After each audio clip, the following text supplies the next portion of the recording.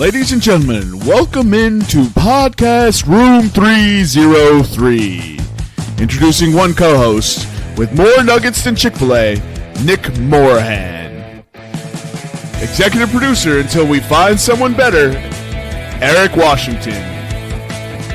Nobody really knows what he does around here, Nevada Putnam. And now, the single greatest thing to happen to hosting in history, Jermaine Antonio Colon Mendez. On with the show.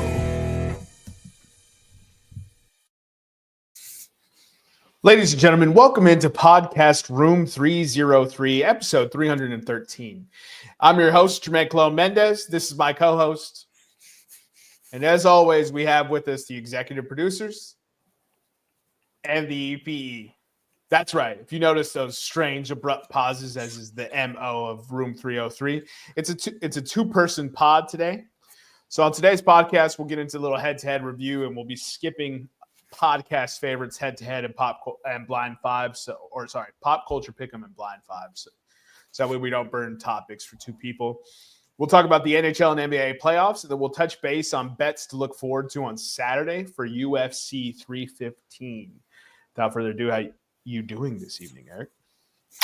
Doing good, man. You know, in the eye of the storm with the NBA and NHL playoffs. Been some really good games, so enjoying that. It's nice to have stress-free playoffs without the Sixers and the Flyers present, so that's always nice, and hopefully we have a good episode for the folks today, so...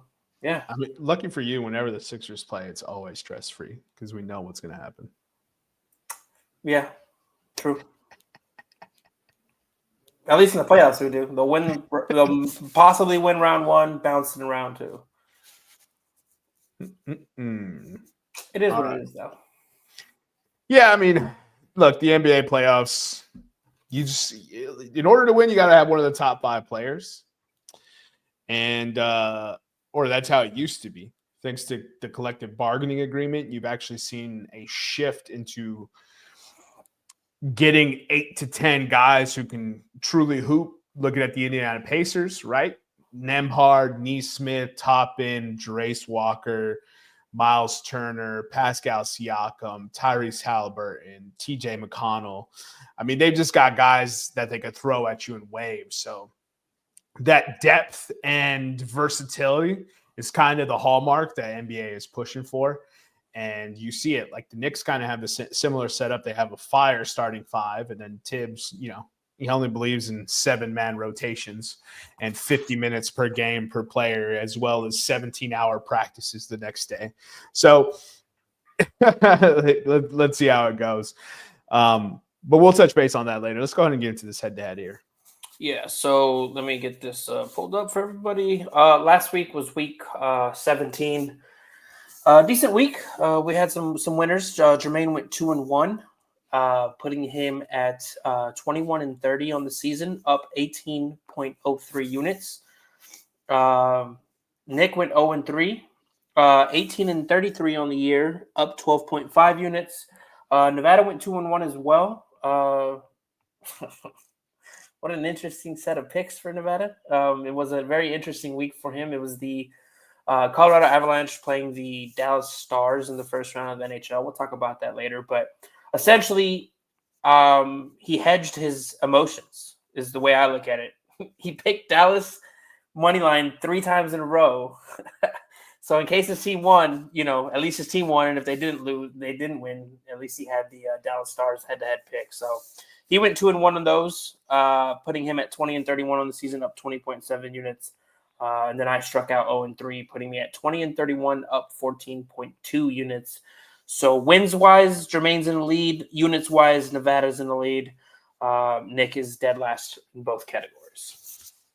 Way to keep the brand, Nick. Do it for the pod. Yeah. Do it for the pod. Who am I talking to? He doesn't even listen. Fuck that guy. Shit. Poor guy. Yeah. So it's going to be a quick and easy podcast today, ladies and gentlemen. So we already kind of touched base on the NBA, so you just want to get into it? Yeah.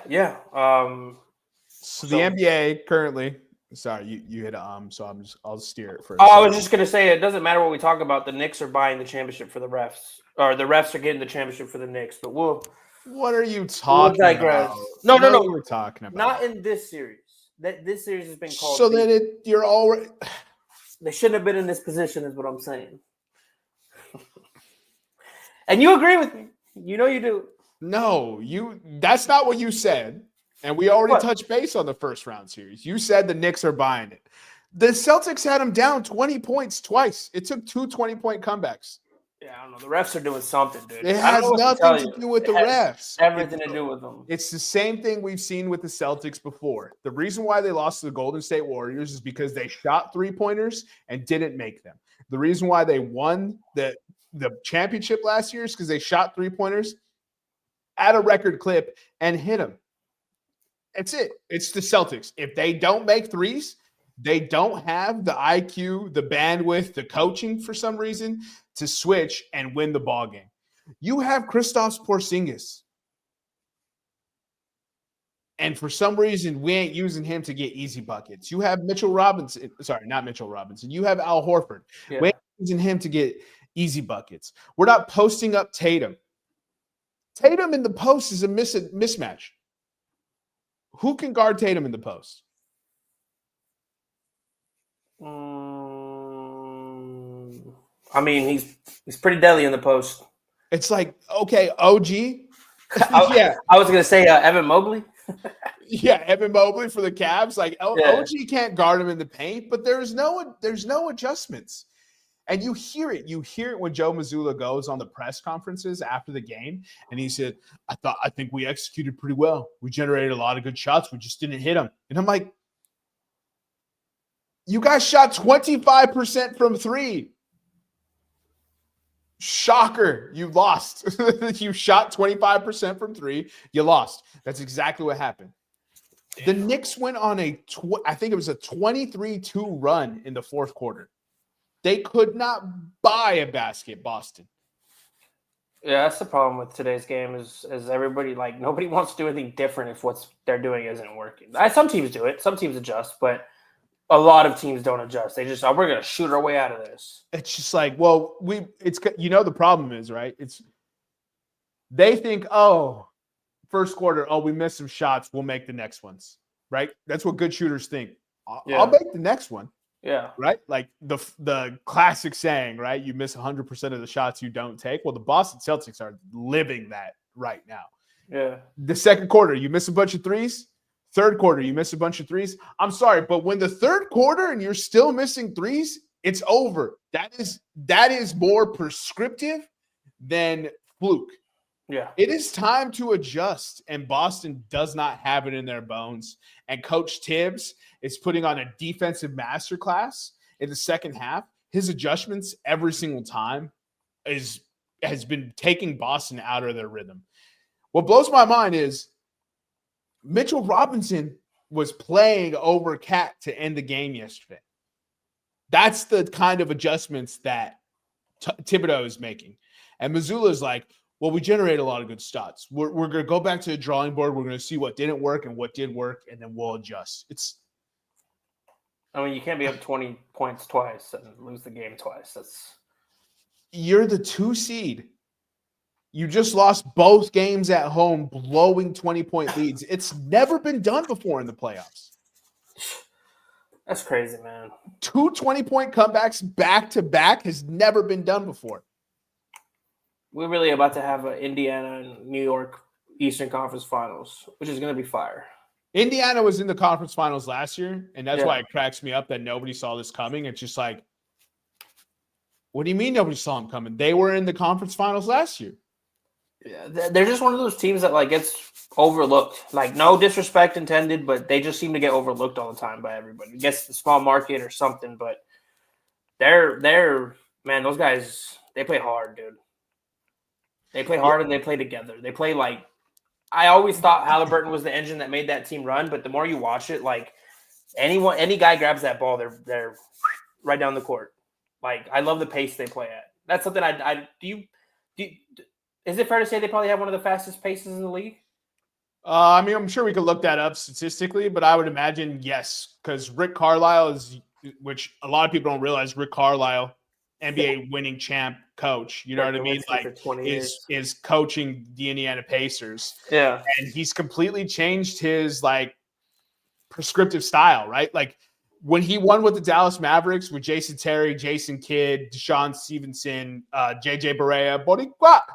That squad was all defense, right? They had Tyson Chandler, a defensive player of the year caliber player. They had Sean Marion. They had just talent that they could throw at you defensively. They played one of the slowest styles with Dirk because Dirk would post up at the post, hit a little midi fade.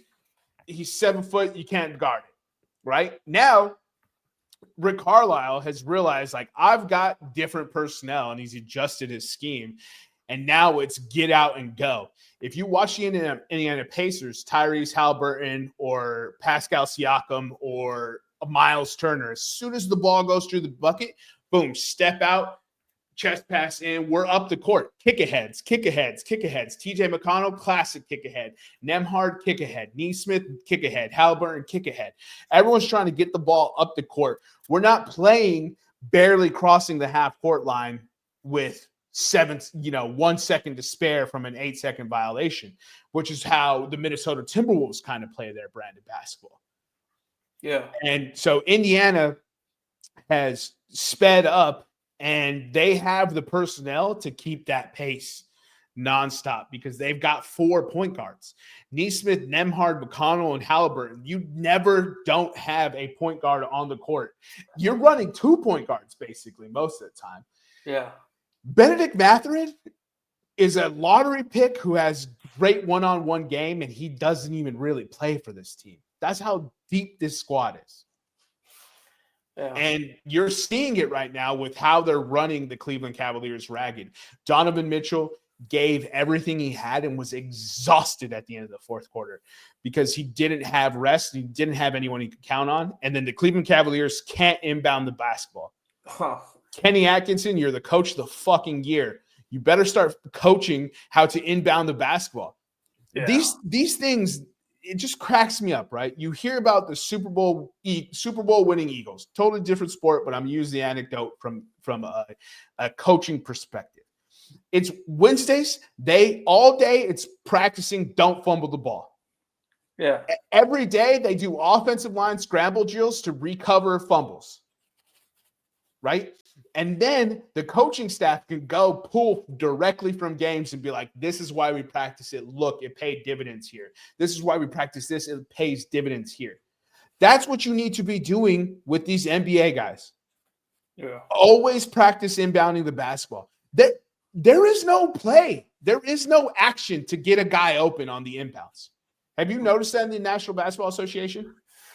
Yeah, I've noticed that a lot of people default to like that one high screen where the guy inbounders has to chuck it up real high to the back. Like everybody just does that now. Like nobody's trying to run double screens motions to get some guy. Oh, you're talking about in the offensive sphere. I'm just purely talking, hey, they scored the bucket. We got to inbound the ball from underneath our basket. Oh, yeah. No, everybody walks slowly over there, wait for the ref to give him the ball. Like, look, I know it's on a totally different level, but something that we saw it firsthand, and it's high school basketball, so let's not get carried away here. But that was one. What did Cordova always at the beginning of the season? He's like, we're gonna run, so that when the fourth quarter comes and everybody's dog tired, you guys have energy. And then the 2 other things that he always made us do: take charges. Everybody on our team took charges, and everybody knew every position of every inbound play. Everybody knew. It didn't matter if you were the 5. And you were in the position for the 3, you knew what to do to get that guy open for the play. Everybody knew everybody's position on the court. Yeah, I mean, that's because not a single one of you was above 5'10". Yeah, I mean, our tallest player was exactly 6 feet tall. So this is the National Basketball Association. It's a little different, but the sentiment is the same. But what I'm saying is, remember, when we were inbounding basketballs, right, you were taught you had 2 people on the elbows, right? So you had the entire space, free throw line down to make an action. Yeah. One dude comes to screen the other, and the other dude runs. If the guy the screener's man runs with the guy who's coming off the pick, open, steal the guy behind you, chest pass in. when is the last time you saw that action in the NBA? I don't know, I'd say maybe the Warriors, something similar to that, but not often. The Warriors are having trouble inbounding the ball too right now. I'm saying a couple of years ago. You don't see it. That's what I'm saying. Like you don't see it. You don't see it. It's crazy. Steph Curry will walk into the guy, put his forearm up, right? Put his forearm up and push off and try to get open. Yeah. That's the extent of what you see in inbounds. And it's rearing its ugly head all over the place. Yeah. I mean, look, Houston didn't get a shot off. Boston didn't get a shot off, right? The IQ of basketball is dropping, and I sound like an asshole for pointing it out. I sound like this old head. The little things matter, and that nobody's doing them anymore. Look, you're absolutely right. The IQ in the game is just very low. We see it on a nightly basis. And it's just funny because everybody glamorizes, Curry. Curry changed the game dramatically. There's a lot more three-point attempts, a lot more analytics being looked at because of him. LeBron changed the game. Jordan changed the game. LeBron changed the game? Sort of. He was the first player to play for 40 fucking years. But yeah, I don't think longevity changes. What nobody ever talks about, and we do, the big fundamental was so good at the basics of basketball. The basics, the fundamentals of basketball. He was so good at them that he won a championship, as you say, on one leg. Because he was so good at doing the things that nobody wants to take the time to do anymore at all.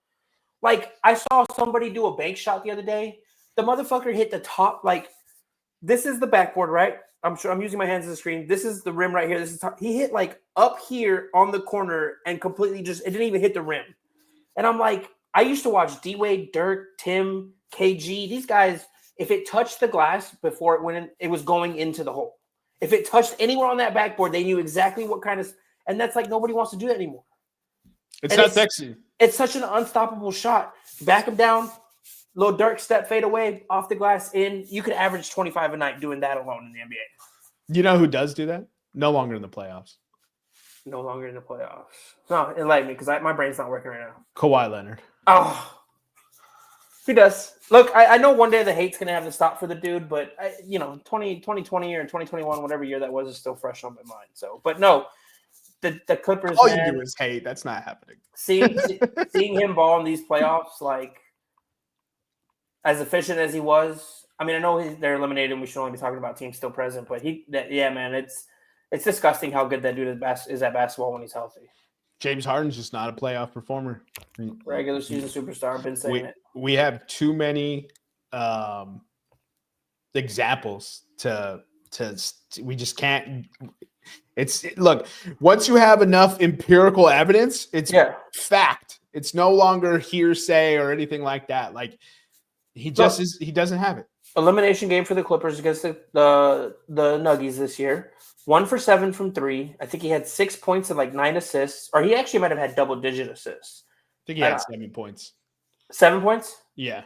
All right, so I shorted him a point, but he did. I think he had double-digit assists, which is great because he does play more. 7, 13, and 5, 2 for 8, and 1 for 4. 2 for 8 from the total field. Yeah. And then 1 for 4 was from 3. Yeah. Yeah. So I mean, look, that's not a bad stat line, right? Yes, it is. That's an average stat line for an average NBA player. That's not a James Harden stat line. Your second best player took 8 shots. Yeah, and that's dude. It's like, look, he played 35 minutes and took 8 shots. We'll move into current playoff teams because not to disrespect. Well, we already finished the Eastern Conference. We were just talking anecdotally. Yeah, but look, man, I don't care what you do in the regular season. I don't. Nobody cares what you do in the regular season. All the regular season awards are cool. They'll make your legacy. They'll get you into the hall. But we play the game for one reason, and he just doesn't have that in him. And that's the last I'll say about James Harden. Yeah, no, and it's just whenever the game is important, he shrinks and refuses to take shots. Yeah. And I don't understand. So it's like, dude, go down shooting. Just go down shooting. Like, remember the days of real quick, just because we're talking about IQ, remember the days of like Jason Kidd, where at least once, every other game he did something where you were like, that IQ is out of control. Remember that? Yeah. Remember that? Remember how great that was to watch? Yeah. Well, I don't want to sit here and bemoan all these players, but I mean, even LeBron. Like LeBron is fumbling the ball around. For some reason, in his old age, he can't catch a basketball. Yeah. You know what's crazy? Like it I just hate on him. pops out of his hand. Kawhi's got a pretty high IQ. Yeah, I know. Dude, I'm the one who's always talking about Kawhi Leonard. He's got a really high. I watch him and he's efficient. He's very educated on the game. Knows what to do on the court, but he just had to get a lucky bounce, so it's hard for me to like him. But what were you saying before I interrupted you? Which team, Cleveland or Boston, is more likely to come back from 2-0 down? I'm going to say Boston. Cleveland, are those little girly injuries that they were dealing with in the last game, are they still being persistent, or are those guys coming back? I have no knowledge on the updated status, but I'm going to pick Boston. Sprained ankle for Mobley. Mm-hmm. Dislocated finger on the shooting hand for DeAndre Hunter, and a hurt toe for Darius Garland. Yeah. And I'm not saying those don't hurt. It's playoffs basketball. And I'm not saying don't miss the time during the regular season, but you get paid millions of dollars for one goal and one goal only, and that is to win a championship. This is your best opportunity to win a championship. The Boston Celtics are 2-0 down. If you're the Cleveland Cavaliers, you know you could beat the Knicks. You know it. You know you could beat the Knicks. And for some reason, we're sitting dudes with a sprained ankle, with a dislocated finger, and a hurt toe. We just talked about Tim Duncan playing on one leg. I watched Kobe Bryant go get his dislocated finger pop back in place and then run back on the court. I just don't understand it, man. I don't understand it. At a certain point in time, you gotta want it. Can I ask you this? So we talked about this, and I talked about it with another homie of ours. And his argument was that the NBA is not softer. The NBA is more, I guess, a bigger brand, a bigger business now. So they're taking more precautions with these guys.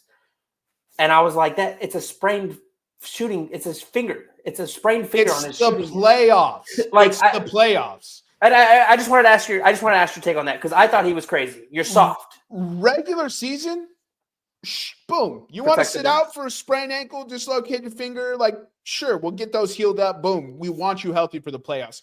It's the fucking playoffs. The Cleveland Cavaliers have 2 more games, and guess what? Then you can rest up, heal, do all that shit no matter what you want to do.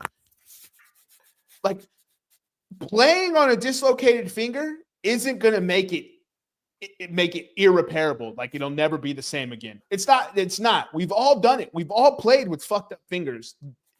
Happened in a game. This is what cracks me up. Happened in a game, DeAndre Hunter finishes the game. Evan Mobley sprains his ankle, finishes the game. Darius Garland's been dealing with a hurt toe for like 2 months. Re-injured it, finished the game. You gotta want it more than anything else. What are we fucking doing? It's the playoffs. Yeah, it's look, it's a joke, and we harp on it a lot, and we call it the participation trophy generation, but it really is, dude. This is evidence of it. Like, do you know what, if Michael Jordan had a sprained toe, what he would have done? He would have cut it off. I'm almost convinced that these guys would have cut if they were like, you can't play because of that toe, he would have been like, cut it off then. Tim Duncan's leg was not usable. Yeah. The dude could not jump at the end of his career, and he won 2 championships. Yeah, I get it. It's different, man. As the defensive anchor, this is a decade ago. Like, it's not that far removed. It's just like, I got a sprained ankle, doc. What can I do to play on it? We've all played on a sprained ankle. I'm almost positive that this year in the World Cup, it was either like a semifinal or something. And I know it's a different sport, but they literally took a cast off a guy's leg so he can go play in the semifinal. There's a whole different level of like, I will sacrifice my life for this championship. Angel Di Maria had a muscle torn off his bone and was telling him, I'm trying to play in this game. And they were like, no. Yeah. Muscle pulled off leg. I'm trying to play. He's like, staple it back on. My finger hurts. Coach, I just can't do it. Yeah. I fucking hate it because I've defended basketball all season. I've been telling people all year, the games have been fire. The refs don't fall for your bullshit anymore. It's been hardcore basketball, like people actually getting in each other's asses, which is why you're seeing more dust-ups. These teams don't like each other anymore because the refs are letting them play. And guess what? When you get pushed over and over and over and over and over and over and over again, guess what? You're going to pop. Yeah. And Aaron Gordon's bitch ass after game 2 was just like, they fouled Jokic all game. Okay. Jokic fouled people all game. He fouled out in the third quarter. You fouled people all game. Yeah. Guess what? Every single person is smacking the fuck out of every single person because it's the fucking playoffs. Yeah. You have 4 games, and then you can go home and rest up those injuries. If it's a legitimate injury, if it's a hamstring pull, a calf strain, if it's muscle related, fine. Sprained ankle is not muscle related. Turf toe, we've seen football players play with turf toe, and they make way more. Well, maybe not. That's incorrect. You still have to make aggressive movements, but they make aggressive movements and they play with turf toe. Dislocated finger fucking missed me, DeAndre Hunter. You are officially the softest player in the NBA, and that exists LeBron James because LeBron, his flopping is just out of control. My older brother doesn't watch hoops, and he's started watching, and he's just like, does LeBron always flail like this? Hey, dude. Your brother's onto something. It's, It's fucking crazy. And look, we'll move into the Western Conference here. The Thunder are who we thought they were. The Thunder just blasted the Denver Nuggets. And if it wasn't for some shenanigans to end that first game, the Thunder would be up 2-0. I think the Thunder are on a mission to send a message to this Nuggets team, and we'll see if they can adapt. What you saw in that game 2, was a team that had its coach fired a week before the playoffs started. That's what you saw from those Denver Nuggets. Yeah. So they got boat raced. The Thunder had 87 points in the first half, which is the first half record in an NBA playoff game. They broke the 2017 Cleveland Cavaliers Game 4 record of 86 points. And it was so efficient. It was so methodical. It was so no nonsense that I'm not sure I think that the Nuggets can pull this off. It's going to take Jokic to drop a 40-point triple-double every game to pull this out. And Jokic could do it. No, he could, but the likelihood is against your favor. Go ahead. So just so that the homies listening can understand what we're talking about here. So yesterday, the Thunder shot 56.2 from the field, 44.4 from the 3, 91%. 91.7 from the free throw line. And SGA had 34 points on 11 of 13 shooting and 11 from the free throw line. So I just wanted to point that out because you said efficient, and just to show you, like they out assisted them 31-18. They outstole them 12-4. They outblocked them 8-5. They had 9 turnovers compared to Denver's 21. It was just an ass whooping, dude. And I just wanted to point out those numbers to show, like, so people can understand, like, this was not a regular ass whooping. We're going to show you why we're the number 1 seed, why we had the best record, why we're the number 1 defense, why we're a top 3 offense. We're going to show you tonight why. And that's what they went out and did. Yeah, congratulations. We controlled game 1 in its entirety, and you hit a buzzer beater. Yeah. Congratulations. But we just shot 55, 45, 90 splits as a team. That's crazy. And then doubled you up in every other major statistical category, damn near. Yeah. Look, I'm not saying it's over because they have Jokic, and I've seen Jokic win a title. And I always bet with players who's been there. But the Nuggets are going to have to do something special. David Adelman is going to have to earn a future contract. And he's going to have to prove it in game 3. It's in Denver. You handled business. You took one on the road. It's 1-1. That's fine. And it's time to see if you got it, because I saw a pissed off Thunder team. Yeah. Let me ask you this. Jokic is going to do Jokic things. That's a common thing, and that guy's going to go get his, right? And we got to stop the other guys. Jamal Murray, big-time playoff guy, big-time shot hitter, can go cold from time to time. If he's not hitting, where does the offense come from? Obviously, we know Jokic is going to do Jokic things. That's my problem with the Nuggets, is there is nobody else besides those two to create offense. Michael Porter can't lift his left arm above his shoulder.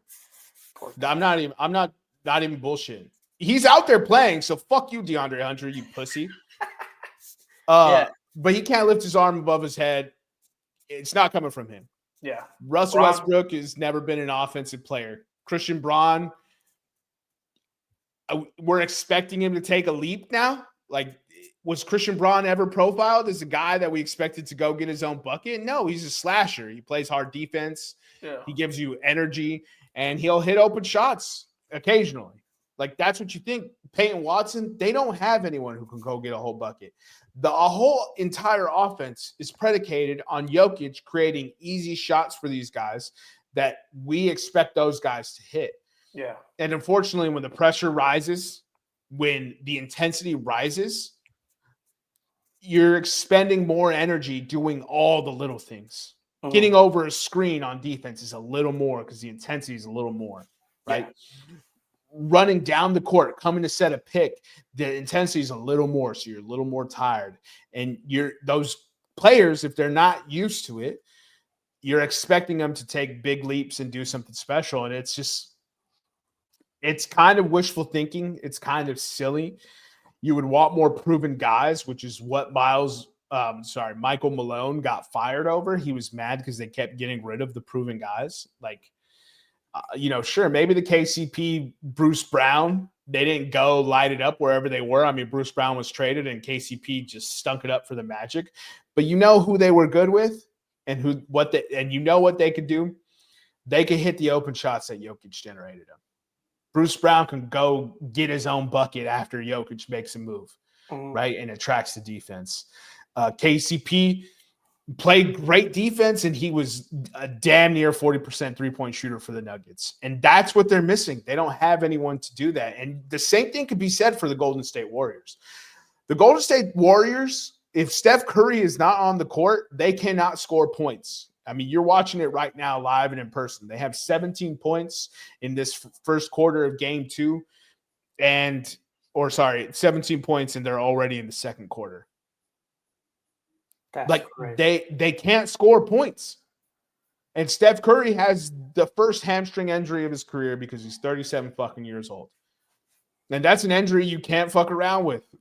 Like that's the kind of injury that you need to sideline. And I guarantee you Steph Curry fucking bullshits and comes back way too early. Yeah. Yeah. I'm just questioning the desire of some of these guys. And it's like, dude, you worked your whole life to get here. You were a 60-win team as the Cleveland Cavaliers. You have the perfect opportunity to make the NBA Finals and potentially win a championship, cementing your legacy, one of only 60 teams to ever do it. How many NBA championships been awarded? It's probably a little more than that. It's almost 80, I think, because we did 75 years of the NBA, so there's 80 champions. But you're one of 80, one of 85. Like, this is rarefied air, and you have the team, the opportunity, the moment to do it, and you're choosing not to.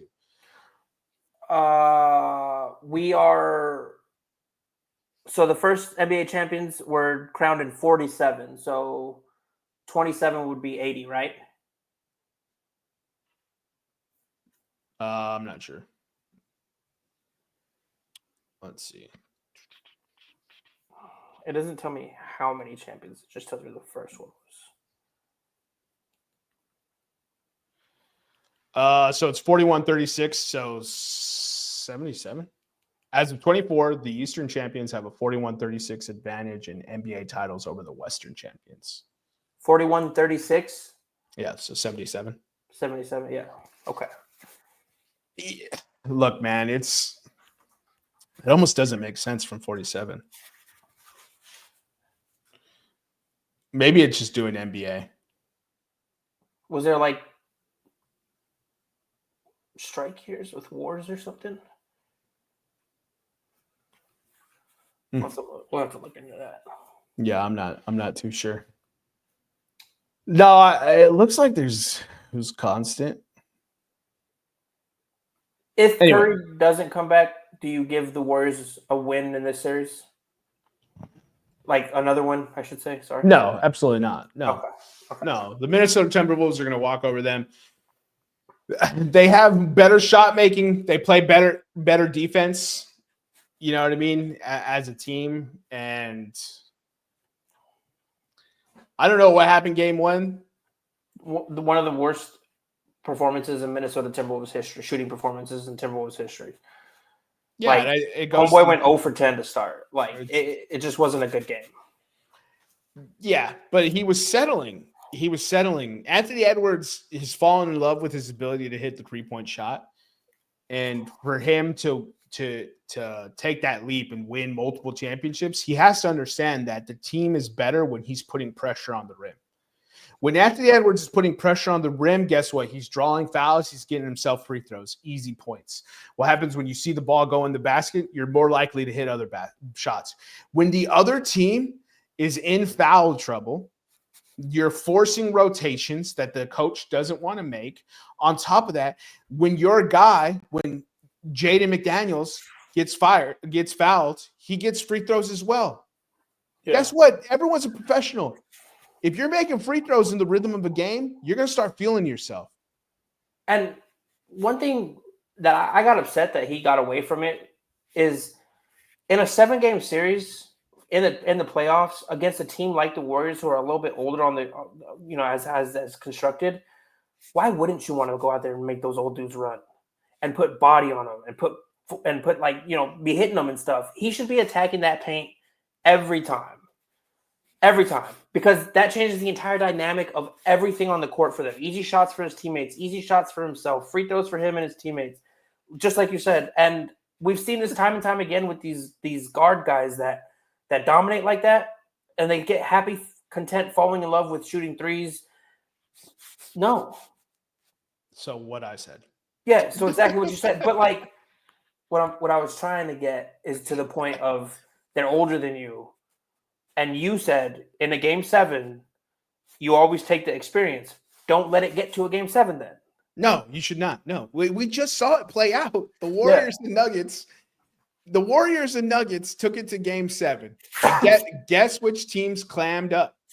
The young teams that didn't have experience in game 7 situations. Like, we saw it happen. We just saw it happen. No, I'm saying that point is very true. I never even thought of that, to be completely honest with you. But now that I've noticed it, it's like, let's run and gun them into the ground. And if we get to a game 7, let's try our best. But if we can run them and gun them to the ground before we even get to a game 7, we're good. Yeah. If you are championship tested, if you're a championship tested player, right? Jokic, Curry, Jamal Murray, Draymond Green, Jimmy Butler, like these are all guys who played in NBA finals. You know what it takes. So game 7 is just another basketball game. Yeah, it's just another game. And experience matters. Experience matters. Let's go ahead and touch base on the last Western Conference with the Timberwolves and Warriors. Dude, Jimmy Butler and Steph Curry were playoff magic. And it's a bummer that they're gone. It's gone. The series is over. I'm not giving the Warriors a chance. If they win it, if they win this series, bet Warriors to win the title. Yeah, because that's crazy. If they pull this off versus Anthony Edwards, yeah, that's crazy. But Ant's about to add Jimmy and Steph to his list of people that he's snatched their souls from. So he has Jokic, Murray, KD, Booker, Jimmy, Steph. I'm already putting it in the books. LeBron, Luka.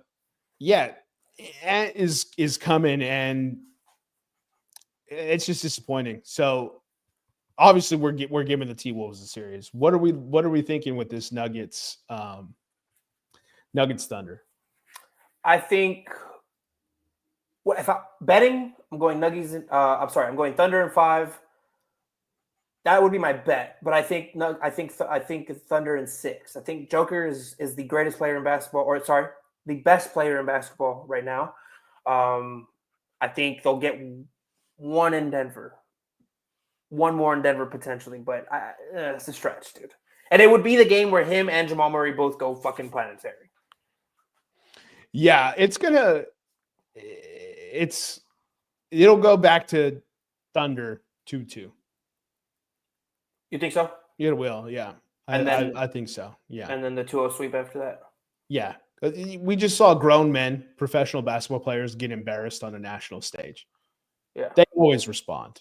And when you're a 3-time MVP, the favorite, and you're dueling the guy who's supposed to have an MVP, yeah, it's going to be different. I think the Nuggets get game 3 and then the Thunder rattle off 3 in a row.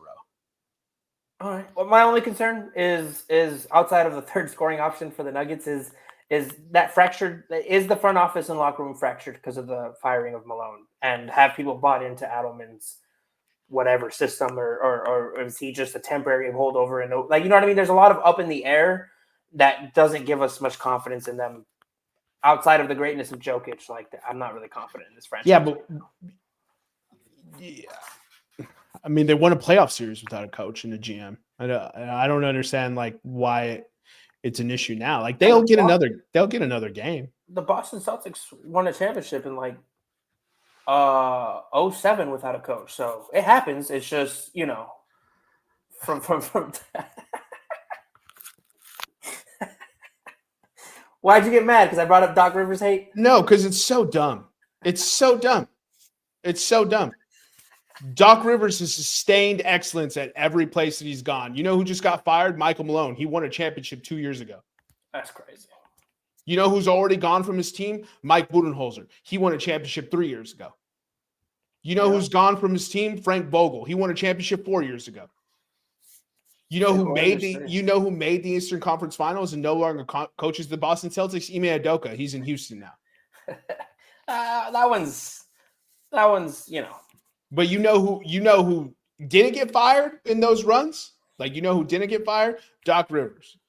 Doc Rivers beat Kobe Bryant, everyone's fucking darling, in a 7-game series in the finals. Yeah, he's also choked away some of the best Lakers rosters in basketball. He was never the favorite. He was never the favorite.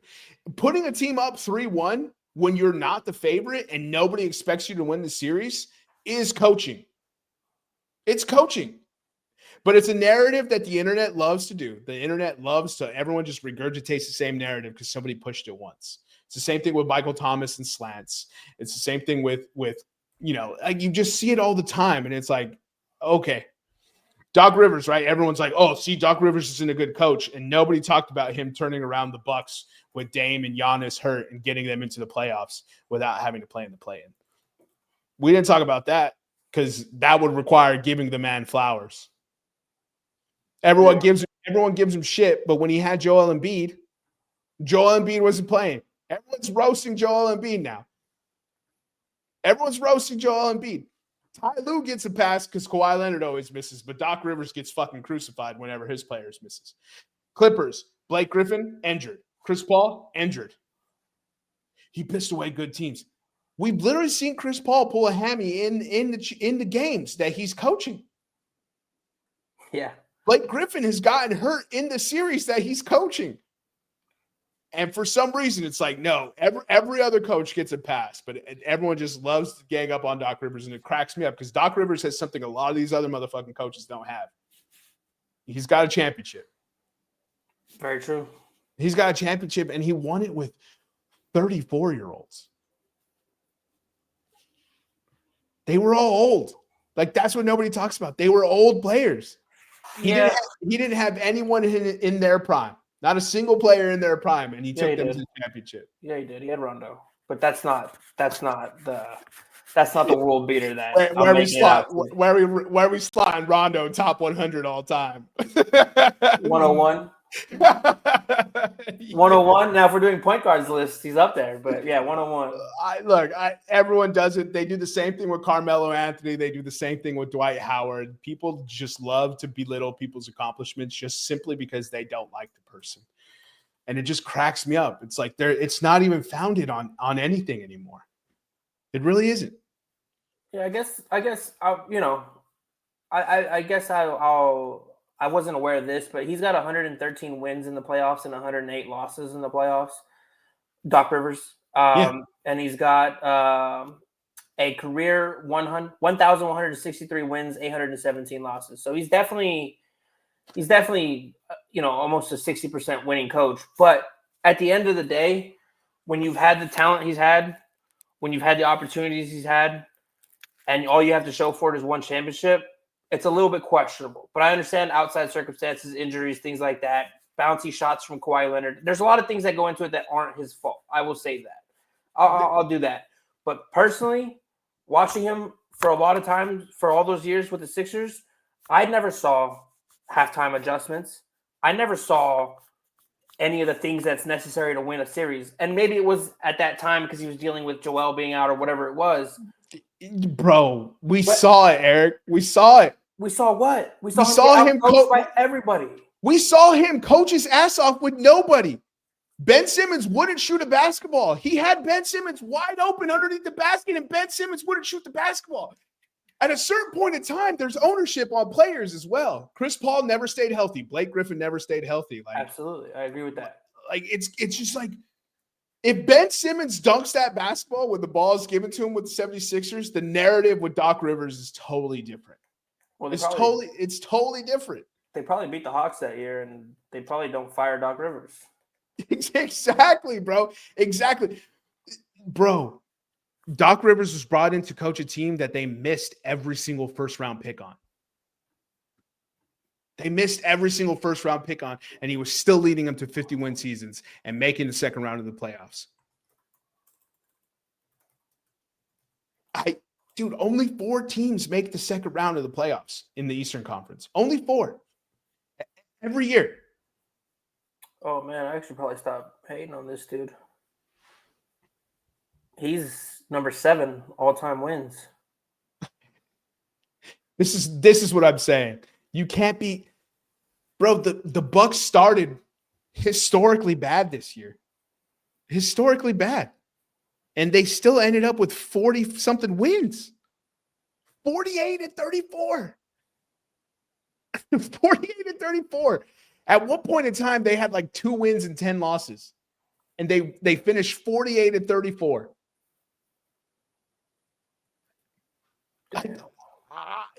Dame missed a shit ton of time. Giannis missed time. And they still won 48 games. No, I get it. Look, you hate him because you're a Sixers fan. That's fine. By all means, hate him. I'm just saying it's crazy. Can you name the starting lineup of the Milwaukee Bucks right now without looking it up? No. Not even trying. I just don't care enough to try it. That's what I'm saying. We don't know the starting 5. Yeah. Doc Rivers is fucked because now he has to coach this team, and Giannis is about to get traded. And Dame is he'll probably quit. I'm retiring. Everyone thinks I'm ass anyways. That's the cloth that man is cut from. He'll just quit because he doesn't have a championship caliber roster anymore. Right. Because he quit on the Sixers. No, the Sixers quit on him. Yeah. And guess what? The problem still persists. Another championship winning coach right now. Can't get it done. But Doc Rivers, nah, he's ass. Nick Nurse doesn't deserve his championship either. Fuck that guy. Get the fuck out of here. All right. Anyways, I digress. If we got Timberwolves and Thunder advancing, who do you got between Ant and SGA in a Western Conference Finals matchup?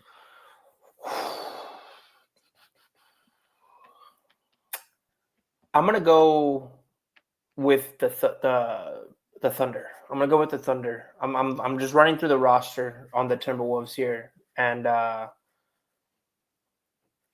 I just don't see where the firepower is to help him get over that number 1 ranked offense in the league, or number 3 ranked offense in the league.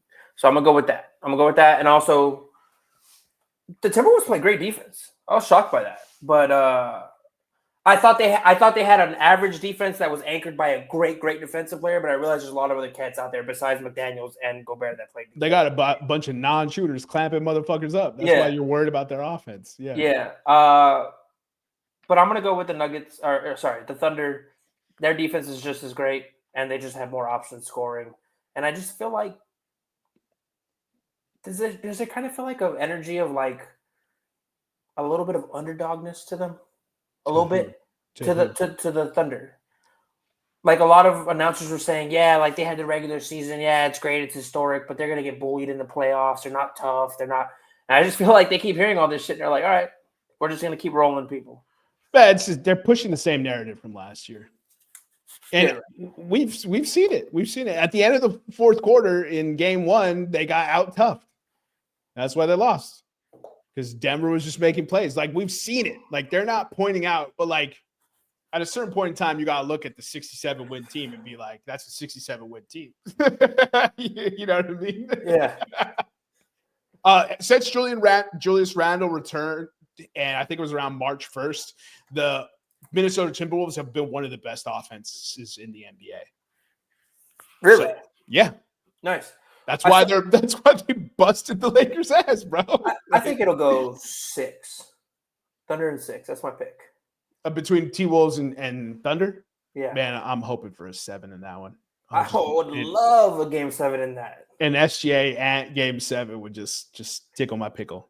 No pun intended. There's a part of me that is there a franchise in the NBA? Is there a sports city that might need a championship more than Minneapolis right now? Yeah. Who? Cleveland. They've never had. No, Cleveland had the Cavs win one in 2016. The Minneapolis has never won a championship in any sport. They have the Cleveland Browns. They have the Cleveland Guardians. No. Those two programs' ineptitude outweigh never winning a championship. I'm sorry. They outweigh. You have to be a Cleveland Browns fan. You deserve another Cleveland Cavaliers championship. Are you kidding me? I like what you're saying, but let's be real. They got to do a parade. The city of Minneapolis has never done a parade, so it would be cool for Ant to help them get that first parade.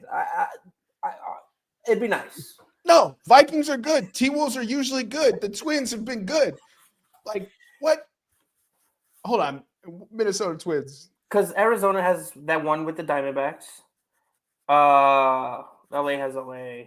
New York has New York. Boston's Boston. Minneapolis has one. Yeah, dude, I guess there's some other franchises like Orlando and shit. Minnesota Twins have 3 World Series titles. What? Not 24, 87, and 91. Wait, when? 27, 84, 24, 87, and 91. 1924, 1987, and No. 2024, 2087, and 2091. Oh yeah. I know that Minnesota the Twins had one World Series. That's crazy. That's why I was just like, I went to go look it up. I was like, the Minnesota Wild. Fuck the city of Minneapolis then. No championships for you, bitch asses. Look, when you have a team that has gone 0-16, you deserve 2 titles. That's all I'm saying, dude. You had a team not win a game in a season. What's worse, 0-16 in a 16-game season, or 10-72 in an 82-game season? I mean, they're probably an equivalent. Probably equivalent, right? Because I mean, at least the Sixers won some games that year, right? Like there was something to celebrate. And statistically, Cleveland's is worse. Cleveland's is worse. I mean, based on win percentage. No, but like, yeah, you should. If the Cleveland played more games, they'd get 1 win. That's basically what that was with the Sixers. It's just like, hey, you played 8 games, you got 1. You know what I mean? Because the ball eventually bounces its way statistically, right? But that's why I'm saying 10-72 is basically the same as 0-16. You just extrapolated sample size. You know what I mean? Like, especially because I think that Sixers team, what was their losing streak? 24? No, I think it was 27, but let me go look. So almost almost 16 times 2. That was their losing streak. You get what I'm saying? Like, it's pretty much the equivalent. It was Embarrassing. 28. I was wrong. It was 28 games. So in 2014-15 season. That's 4 games shy of doubling an 0-16 season. That's why I'm saying it's the equivalent, bro. Like 10-72 is basically going winless. God bless, dude. Let's see. We'll save the NHL playoffs for Nevada. I've been filibustering. I don't think we really need to do much else. Do you still want to touch on UFC? I don't really. I only know one person on the card, so not really. But if you want to talk about it, I just want to point out that the Sixers have 3 of the 4 worst losing streaks in NBA history: 28, 26, 26. Homie, you only know one person on the card. Bilal Muhammad. Oh, I know Madalena. So I know that those 2, and then I know Shinchenko. I know Aldo. All right. That's all I'm saying, bro. You know Andrade sounds familiar. You know who she is. She's a former champion. Yeah. Benoit Saint Denis. He actually fought Dustin Poirier. He got slept. You know Alexa Grasso. Well, he's French, so I'm rooting for him anyway. Alexa Grasso. Let me see her picture. Where's she at? I know this Brad Katona guy. You do know that guy, yeah. Yeah, I know a couple of these. Yeah. I just haven't been keeping up with the UFC recently. I don't know. They got really political and it got annoying. It's just sports, guys. Let's just focus on sports. Yeah. They did the NBA went political the other way, right? Left leaning. UFC went political, right leaning. It's just like, dude, nobody cares. Go hit each other in the face. I just want to see somebody get kicked in the jaw. That's all. Yeah. I don't care what you voted for. Who did you kick in the jaw last night? I'm just trying to see high level ass whoopings. Yeah. Like, I don't really give a fuck. But if you're looking at some bets, Jack Della has 2 losses in his career, and Bilal, and he's 8 years younger. I typically like to bet with younger opponents, just from prime of their physical demeanor. So, also I'm a JDM fan. Shout out my boy Braden.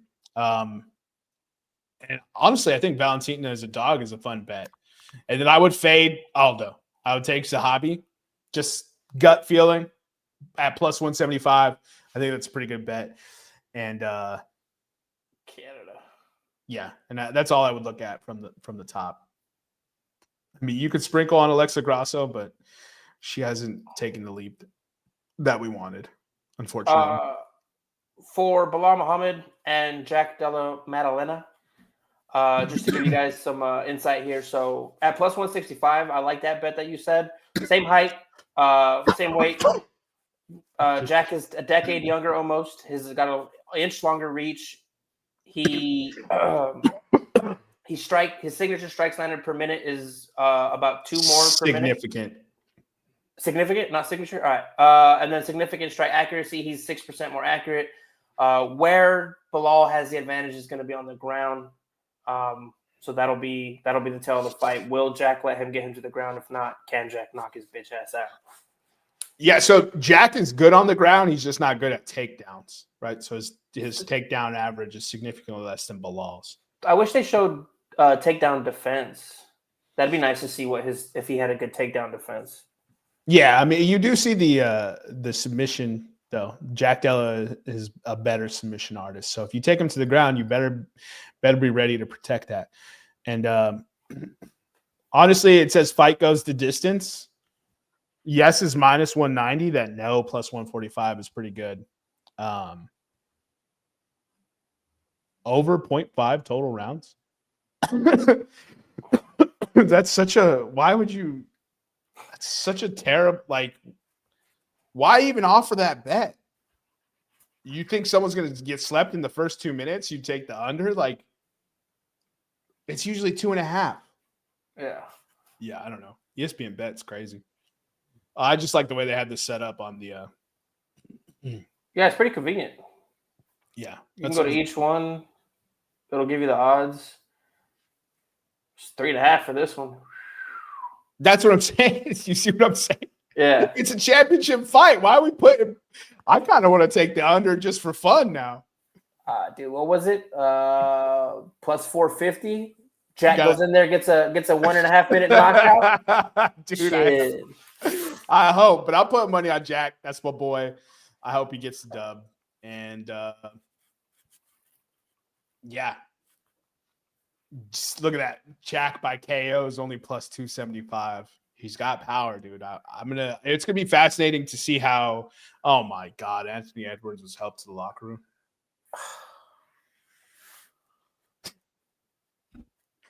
Bro, right, that's where we stop. Sorry, go ahead. Since I know some of the people in that group chat listen, guys, when we're having good basketball and good runs of basketball, don't brag. Because the basketball gods hear you. All day, 2 days ago, y'all were in the chat talking about, oh, we've had 3 good games in a row. And guess what happens? They took Curry from us. 3 good games in a row. Where have you been? We've had like 12. Like what? That's just what they were saying. I'm just saying. They were talking all that shit, and then look what God did. He was like, oh, okay. We're going to take Curry. And now he's like, oh, y'all still talking? Give me We've had 16 playoff games decided by 3 or less points. Well, they would never know that. Pretty sure that's what we're talking about in the chat. That's enough. I think we bloviated enough. You got anything else for the 10s and 10s? No. Nothing today. Nothing. All right. Follow us on. Oh man, I almost said Twitter again, dude. I'm not gonna. I still call it Twitter. Everybody I know still calls it Twitter. Just call it Twitter, dude. Instagram, X, and podcast and YouTube at Podcast Room303. Follow our sister pod, Revenge of the Pod, on all things social, wherever you get your podcast. For myself, Jermaine Mendes. For my co-host. For the executive producers and the EP. We'll see you next time when you come on down and step into the room.